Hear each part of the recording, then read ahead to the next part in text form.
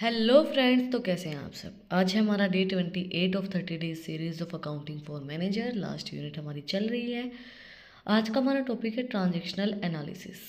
Video को start करने से पहले जो हमारा पिछला टॉपिक था उसके बारे में थोड़ी सी बातें कर लेते हैं। पिछला टॉपिक हमने कवर किया था ग्रुप डायनेमिक के बारे में। ग्रुप डायनेमिक का मतलब क्या होता है, उसकी फीचर्स क्या होती हैं। ग्रुप डायनेमिक एक ग्रुप के बिहेवियर, एक पैटर्न को बताता है कि किस तरीके से काम करना है, किस तरीके से चीज़ों को चलाना है। तो अगर आपने वो वीडियो नहीं देखी है तो उसका जो लिंक है वो डिस्क्रिप्शन के अंदर है, आप लोग जाके चेक कर सकते हैं। और अगर आप चैनल पे नए हैं तो सबसे पहले चैनल को जाके सब्सक्राइब करें, बेल आइकन प्रेस करें ताकि जो सबसे पहली अपडेट है वो आप लोग के पास आए। स्टार्ट करते हैं। What is transactional analysis. बहुत बड़ा टॉपिक है, बहुत बड़ी वीडियो होने वाली है, तो ध्यान से सुनना, सारी चीज़ों को समझना। Late Dr. Iraq Berin created a strong theory that help you understand your own method of communication. The International Transactional Analysis Association defines a TAS. Transactional analysis is a theory of personality and systematic psychotherapy for personal growth and personal change. Transactional analysis आपने बहुत से लोगों को कहते हुए सुना होगा, यार ये ऐसा था ही नहीं, ये ऐसा हो गया है ना। यार मैंने देखा जब ये कैसा था, कैसा दिखता था, अब ये कैसा हो गया, मतलब उसकी ट्रांजेक्शन हो गई ना। तो ट्रांजेक्शनल एनालिसिस थ्योरी में बताती है कि जो पर्सनैलिटी होती है ना, और personality growth and personality change किस तरीके से होती है, क्या क्या होती है। अब आपकी पर्सनैलिटी चेंज होती है चाइल्डहुड से। आप चाइल्डहुड में आप पता नहीं कैसे होते थे, ऐसे ही घूमते रहते थे, आधे कच्चे में आधी टी शर्ट में, है ना। उसके बाद आप थोड़े से अडल्ट स्टेज में आए, अडल्ट में आप फिर थोड़े से और अपनी तरफ से तो बहुत अच्छे लग रहे होते हो बट फंकी लगते हो, और थोड़ी सी मैच्योर सी हरकतें करते हो। फिर थोड़े मैच्योर स्टेज में आए, उसके बाद आप थोड़े से और बहुत से स्टेजेस होते हैं जिनके बारे में भी हम बात करेंगे।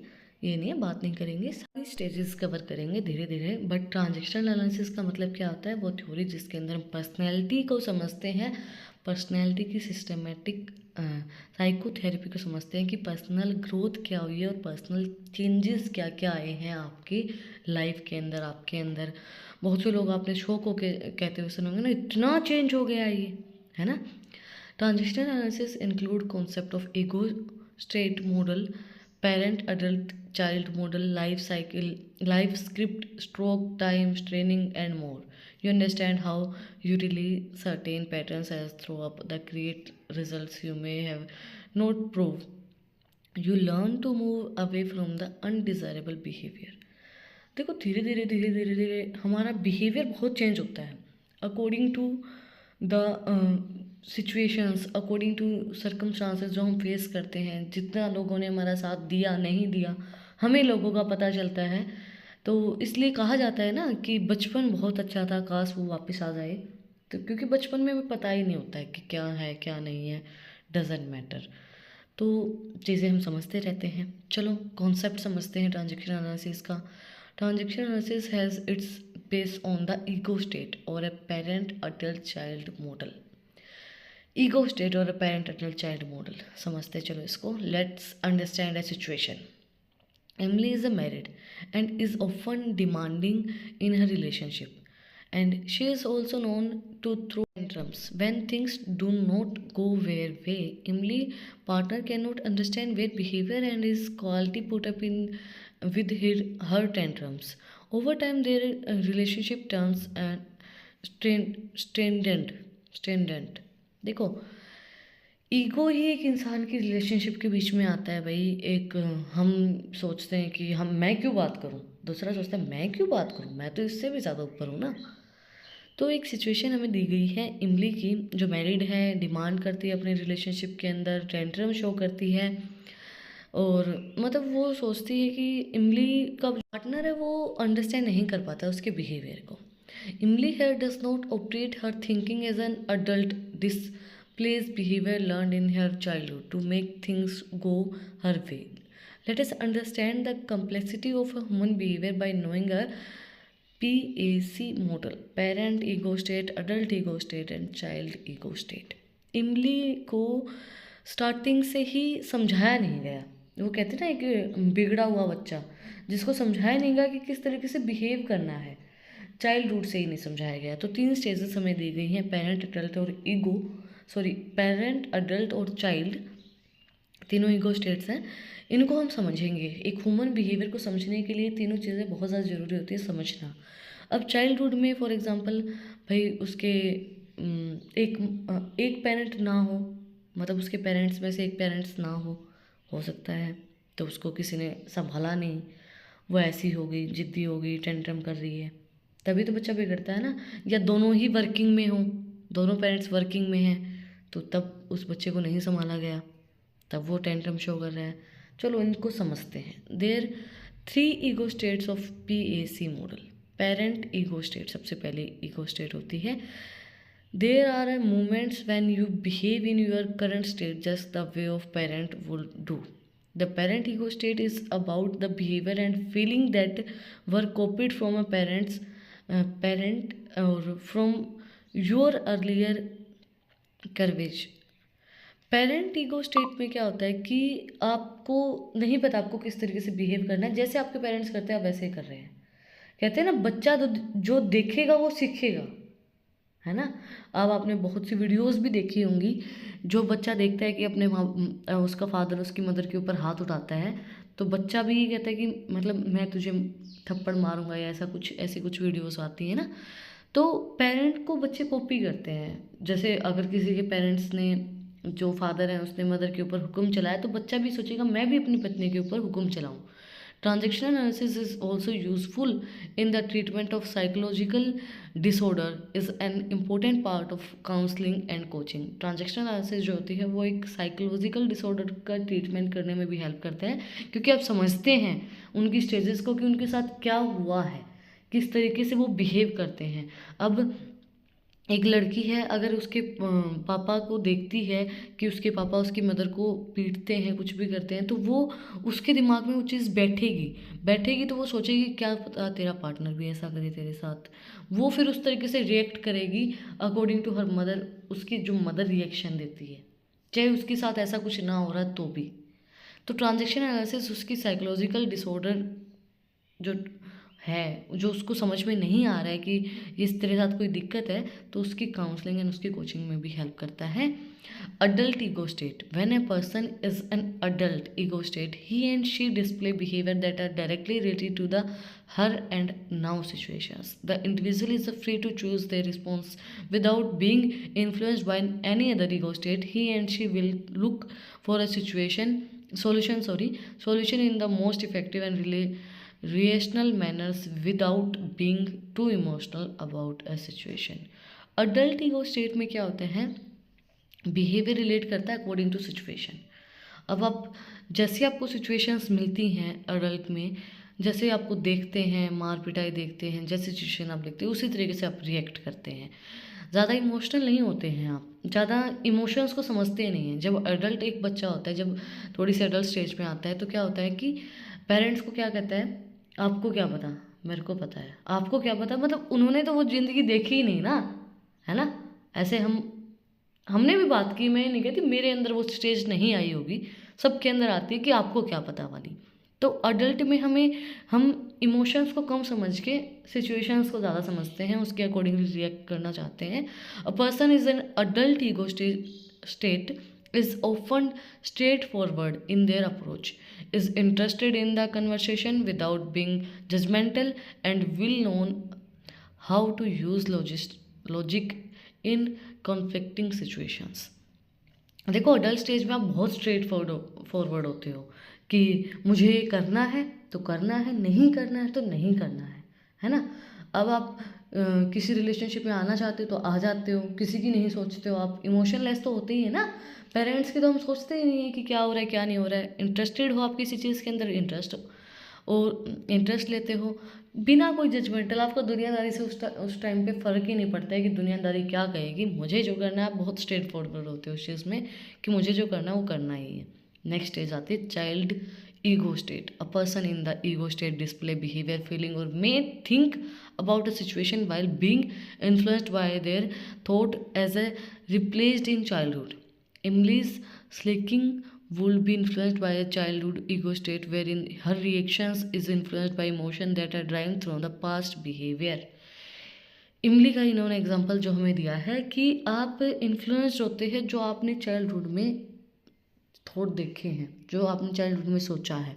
जैसे चाइल्डहुड में घर घर खेलते हैं ना बच्चे कि तुम मेरा पति बन जाओ, तुम मेरा ये बन जाओ, हम घर घर खेलते हैं, ये मेरे बच्चे हैं। तो जो स्टेज आपने वहाँ देखी, जो रिएक्शन आपने वहाँ दिए, जो आपने चीज़ें वहाँ देखी हैं, वही थॉट के अकॉर्डिंगली आप चल रहे हैं, उसी तरीके से आप रिएक्ट कर रहे हैं, उस तरीके से आप इन्फ्लुएंस हो रहे हैं।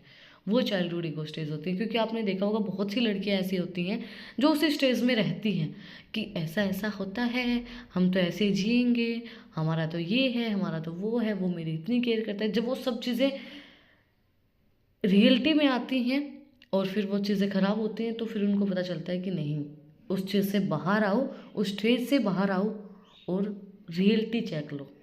रियलिटी चेक उनका जो पार्टनर होता है वो अपने आप दे देता है।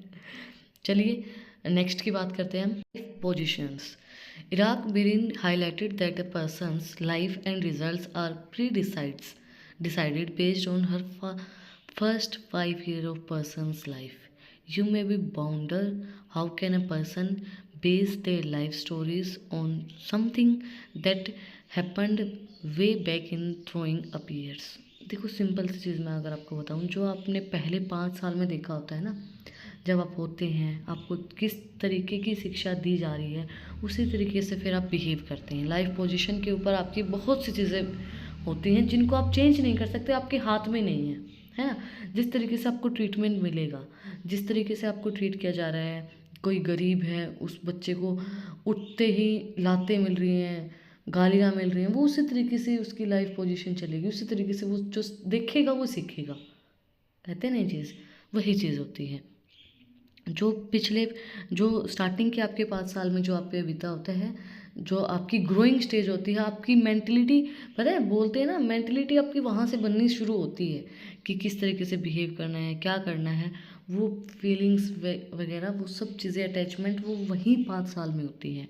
Life position is the thus an interesting theory that brings the attention of the psychological pattern of thinking, feeling and behaving. Our decision are based on the response we receive from the partner, parents, or presentile figures, and these four conventions about the self and the world. A child tends to make the decision earlier on the basis of on message which may be verbal or non-verbal that we received during the earlier years. जैसे बताते हैं ना कि जब बच्चे का जन्म होता है तो उसको क्या होता है कि जब आप भगवान का नाम लेंगे उसके कान में, पहला वर्ड वो जाएगा, वो बहुत धार्मिक होता है। जब बच्चा माँ के पेट में होता है तब वो भगवान की चीज़ें सुनता है, वो बड़ा होकर बहुत धार्मिक बनता है। बचपन से ही आपको दिखेगा उसके अंदर धार्मिक चीज़ें। अब हम होते हैं, हमारा जन्म हुआ, हमें किसी ने हिंदी सिखाई क्या? नहीं सिखाई ना, हमें आ गई। जो लैंग्वेज हमारी है, हिंदी, हरियाणवी, मराठी, गुजराती, वो हमें किसी ने सिखाई नहीं, धीरे धीरे सुन के हमने सीख ली। बोलना तो हमने सीखा ही है ना, वही चीज़ है। अब जो अंग्रेज़ों के बच्चे होते हैं, बाहर के फॉरेनर के जो बच्चे होते हैं, उनको कोई इंग्लिश सिखाता है क्या? नहीं सिखाता है। वो सुनते हैं अपने पेरेंट्स को, वो सीखते हैं। तो जो आप पहले 5 साल में जो सीखते हैं, जो देखते हैं, वही आप अपनी लाइफ में एक मेंटेन करके चलते कि ऐसा तो हमने देखा है। वही चीज़ आप बोलते हैं लाइफ साइकिल जो होती है, वो बहुत, ये जो थ्योरी बहुत अंडरस्टैंड करने में हेल्प करती है, आपके बिहेवियर को, आपके साइकोलॉजी को समझने में बहुत हेल्प करती है कि आपने कहाँ से आप आए हैं, क्या आपका बैकग्राउंड है, कैसे आप सोचते हैं। However, the life positions are not permanent, can be alterated through the counseling or therapy, helping a person free themselves for self-limiting beliefs and embrace a new life stories for themselves. ऐसा नहीं है कि life cycle जो position है, आपकी life position जो है वो परमानेंट रहेगी, वो चेंज नहीं हो सकती। वो काउंसलिंग थेरेपी इसके अकॉर्डिंगली चेंज हो सकती है और वो अकॉर्डिंग टू टाइम भी चेंज हो सकती है। जैसे आप देखते हो, जैसे लोगों में आप रहोगे, 5 साल के बाद बहुत से लोगों के से आप मिलोगे, बहुत से लोगों से आप इंटरेक्ट करोगे, तो उस चीज़ से भी आपको बहुत सी चीज़ें सीखने को मिलेंगी। वो थ्योरी आपकी चेंज हो सकती है, काउंसलिंग से भी हो सकती है, थेरेपी से भी हो सकती है, खुद से भी हो सकती है, और आपकी बिलीव्स चेंज हो सकती हैं, आपकी लाइफ की अलग स्टोरी भी बन सकती है। अब जो आप देखेंगे वो सीखेंगे, तो ये हो सकता है ना कि आप बड़े होके कुछ और देखें, फिर उसके अकॉर्डिंगली आपकी थ्योरी चेंज हो जाए, आपका माइंडसेट भी बदल सकता है, और according to counselling and therapy तो चेंज हो ही सकता है। The life conventions formed as is follows. देखो क्या क्या होता है, हम क्या बोलते हैं, आई एम ओके, है ना, I am not okay, you are okay, you are not okay. Okay, तो ये लाइफ पोजिशंस में आते हैं कि भाई आप एक तो बोलो आई एम ओके, मैं ठीक हूँ, I am not okay, you are okay, you are not okay. तो ये चीज़ बताती हैं कि आप किस तरीके से रिएक्ट कर रहे हैं, क्या चीज़ें आपने फील की हैं, क्या चीज़ें आपके साथ हुई हैं, आपका रिएक्शन बताता है ना। जो आपने देखा है, जो आपके साथ हुआ है, जो आपने फील किया है, उस तरीके से आप रिएक्ट करेंगे। बोलने का तरीका देखा जाता है कि आई एम ओके। लड़की कहती है ना आई एम ओके, वो होती नहीं है, आई एम नॉट ओके, मतलब वो बिल्कुल ही ओके नहीं। यू आर ओके, आप ठीक हैं, नहीं यू आर नॉट ओके। वो आप लाइफ पोजीशंस के अंदर समझेंगे। हम इनके अंदर ज़्यादा नहीं घुसेंगे क्योंकि हमें किसी की थेरेपी, किसी का सॉल्यूशन नहीं करना है। जो आपके काम की मैंने वो करवा दी, बस थोड़ी सी चीज़ें मैंने आपको बताई है। नेक्स्ट है life scripts. Transactional analysis outline each person has already written the life story और script based on the many things such as the life positions. BNN highlighted that this begins from the day one and born. Each individual has a beginning and a middle or an end, and just the script you do not notice in the movie. Here you are a director and script writer, and you define your ending without your consequences. Knowledge, सिंपल सी चीज़ है। Transaction analysis के अंदर हमें बोला गया है आपकी लाइफ की पूरी स्टोरी लिखी गई है, शुरू से लेके चाइल्डहुड से पहले दिन लिखी गई थी एंड तक की। और ये मूवीज़ की तरह नहीं है कि भाई एंड कुछ होगा, क्या चीज़ होगी क्या चीज़ नहीं होगी, नहीं। आपकी स्टोरी के राइटर भी आप हैं, डायरेक्टर भी आप हैं, स्क्रिप्ट राइटर भी आप हैं। आप ही डिफाइन करेंगे आपकी स्टोरी का एंड क्या होगा, बिना कोई कॉन्सिक्वेंसेस नॉलेज के। आपको नहीं पता कि ये एंड आप करेंगे तो आपके साथ क्या हो सकता है, क्या नहीं हो सकता है, ऐसा कुछ करेंगे तो क्या होगा क्या नहीं होगा, बट आपका एंड राइटिंग सब आपके हाथ में होती है। First developed by the Eric Berne and then worked upon the Claude Strainers, a life script is a plan that is influenced by the people one grow up with. A child observes prepares their life and plan based on the external influence as well as what happened internally. A parent gives message to child as such as the world is not safe. A child grow up thinking I should not trust anybody. It's important to note how two children may interpret the same message through their own understanding. Simple सी चीज़ है। देखो जो आप सिखाएंगे वही वो सीखेगा, है ना। अब आपके साथ कुछ हुआ है, पेरेंट्स के साथ भी कुछ हुआ होता है ना कि भाई उनको लाइफ पार्टनर अच्छा नहीं मिला, उनको सिचुएशंस अच्छे नहीं मिले, उनकी जो फाइनेंशियल कंडीशन है वो अच्छी नहीं थी, तो या फिर किसी ने आपको धोखा दिया, किसी पेरेंट को, एक पेरेंट ने दूसरे पेरेंट को दिया, कुछ भी हुआ, तो आप अपने बच्चे को सिखा रहे हैं कि वर्ल्ड जो है वो सेफ़ नहीं है, ये दुनिया सेफ़ नहीं है। बच्चे ने क्या सीखा कि किसी पे ट्रस्ट नहीं करना है, वो उसकी थिंकिंग थी ना। आपने तो कहा कि ये सेफ़ नहीं है, तो बात तो सेम ही है कि आपको किसी पे ट्रस्ट नहीं करना है, इट मीन्स। अब एक लड़की जब होती है तो उसकी माँ को बहुत चिंता होती है, उसकी माँ किसी पे बिलीव नहीं करती है। ये कहते हैं ना कि माँ बहुत बेईमान होती है अपने बच्चे के लिए, वो अपने पति पे भी बिलीव नहीं करती है ना। एक बेटी की माँ तो सबसे ज़्यादा होती है। तो वो चीज़ बोली गई है कि अगर एक बेटी को उसकी माँ ये कहती है कि भाई ये दुनिया सेफ़ नहीं है, संभल के रहना बेटा, या सिखाती है बचपन से कि तू बताना बेटा अगर तुझे कोई गलत तरीके से टच कर रहा है, फिज़िकल पार्ट पे टच कर रहा है, वो उसको हर चीज़ समझाएगी। तो वो सेफ़ नहीं है, वो चीज़ बताना चाह रही है ना, तो वो बच्चा क्या मानेगा, वो बेटी क्या मानेंगी कि तुझे किसी पे ट्रस्ट नहीं करना है। जो उसको सिखाया जाएगा वो सीखेगी, है ना। आगे जाके वो किसी पे ट्रस्ट नहीं कर पाएगी, चाहे कुछ भी हो। और अगर उसके साथ कुछ हो जाता है, कुछ भाई भगवान ना करे कुछ अनहोनी हो जाती है, तो फिर वो कभी भी अपनी लाइफ में कुछ भी हो जाए पर वो ट्रस्ट नहीं करेगी, चाहे कोई कितना ही बेस्ट इंसान उसको मिल जाए। और पता है बहुत से लोगों को मैंने कहते हुए सुना कि हमारा बच्चा बिगड़ गया, हमारा बच्चा ये हो गया, हमारे बच्चे ने ये कर दिया।